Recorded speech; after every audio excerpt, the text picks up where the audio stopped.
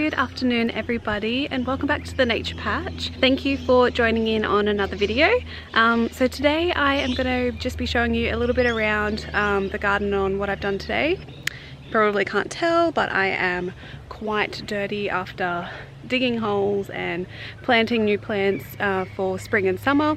So Scott and I have been busy doing all that, but before I do that I just wanted to say thank you to Georgia from Homebird Farm UK. She tagged me in a video on 3 lessons that I've learned this season in gardening, but the growing season here hasn't been too long yet and we've only been living in this place for a few months, so I'm just going to share some tips on what I've learned so far. So Georgia's got a really awesome channel. She's got some really pretty pheasants and chickens and ducks and birds, and just a really cool channel that I've been following for a few months now. So she's up in the northern part of England, I believe. It's totally different to this here, which is really cool to see. The kind of opposite of the seasons and a totally different environment and different challenges that she's got over there, and different challenges that people have got all over the world. I love following people from all over the world to see what gardening is like. So my first of the 3 lessons that I've learned is how important compost is. So I wish as soon as I started gardening and moving out of home that I had started making my own compost.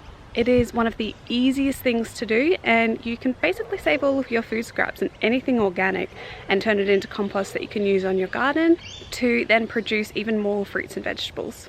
So we compost in a few different ways here. We've got an enclosed compost bin, we've got an open bin over there and another enclosed compost bin there. We also compost in place, and we just have pots lying around that I put food scraps in, and all of those are different processes on how to compost. I wish I would have known how easy it is a few years ago, and that you can even basically just start doing it in apartments. You don't need a large space to compost. All you need is a tub pretty much, and you can let nature do its thing. So my number 2 is to include companion plants in the garden. So companion planting is something I didn't really know too much about until recently. I've tried to incorporate different companion plants here or there in the garden. So for instance, just before I planted some basil with tomato, and they're really good companion plants. I'm also planting marigolds around, and they tend to, fingers crossed, keep away some of the bugs that we've got around. Borage is another great companion plant, and also companion planting for pollination. Yeah, so I've also been trying to include lots of flowers around my garden to bring in pollinators, and so far the nasturtiums have been working amazing. I've also planted some native Australian daisies, and those 2 plants have really been bringing in a lot of the native stingless bees that we've got in Australia. They're really tiny little black, they kind of look a bit like wasps, but they don't actually sting you, and they are the best pollinators because they can get right in there. They're really small and pollinate those flowers. And number 3 that I've learned is the importance of planning the garden. So before we designed this garden back here, we marked it out, and Scott drew up a little bit of a diagram on what a blank slate looks like, so that I could then visualize how big the area was and what I could plant in there. So I'm a really visual person. Once I have kind of like an image or a map of something, my mind can then remember that and then think about what I can plant in there. So that was really helpful, and I would really recommend doing those 3 things: compost, companion planting, and planning the garden. So those are my 3 lessons. I am going to tag some other Australian garden YouTubers. So first one I'm going to tag is Josh Gannon.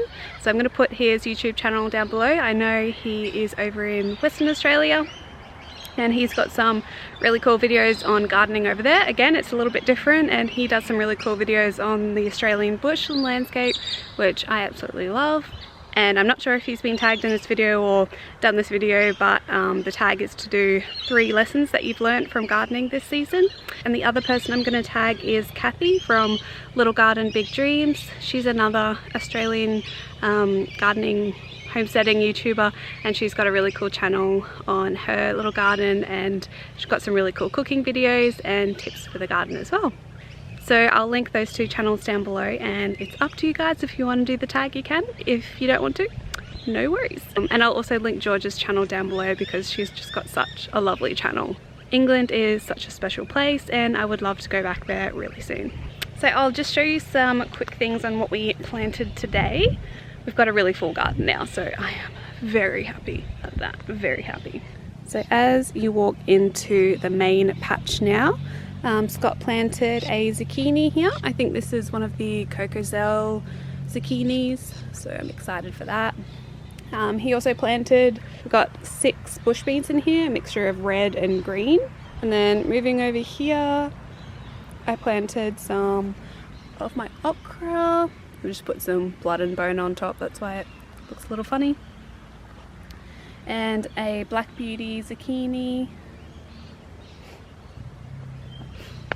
I've also planted 2 pepino melons. So these are kind of melons about that size or so, and you can eat the flesh in them, and I am really excited to have some pepino melons. So I planted those 2 there. And then this one here is actually a native raspberry to Australia, so it grows pretty much like other raspberries. It's got a little bit of a different fruit on it. I've never actually tasted them, but I picked a lot of native bush foods up from a garden expo, and they're all like $2.50, so kind of grabbed a bunch and planted some in. And then I think you saw in my last video my 2 rows of capsicum. If you haven't, that's them. And then I planted 4 more okra in here, so I've got 2 red and 2 green. So this is what this patch is looking like at the moment. And all of my tomatoes there, I still need to stake some. And I also planted 2 Cape gooseberries the other day, and they are starting to take off a little bit now. And I will also show you what I've been working on in the raised beds.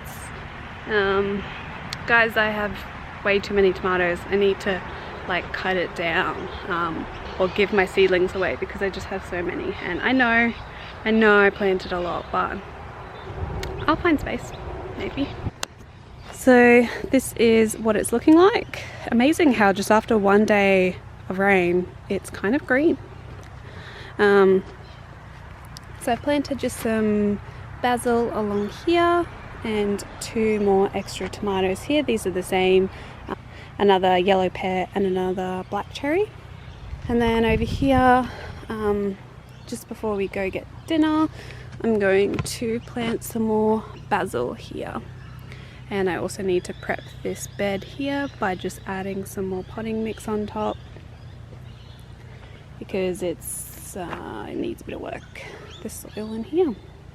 So I think I might leave the video here. Go and check out all of the channels down below if you like. I'm also opening up the tag to anyone who wants to do a video like this, or if you don't want to do a video and you don't have a YouTube channel, please comment below on 3 things that you've learnt this growing season.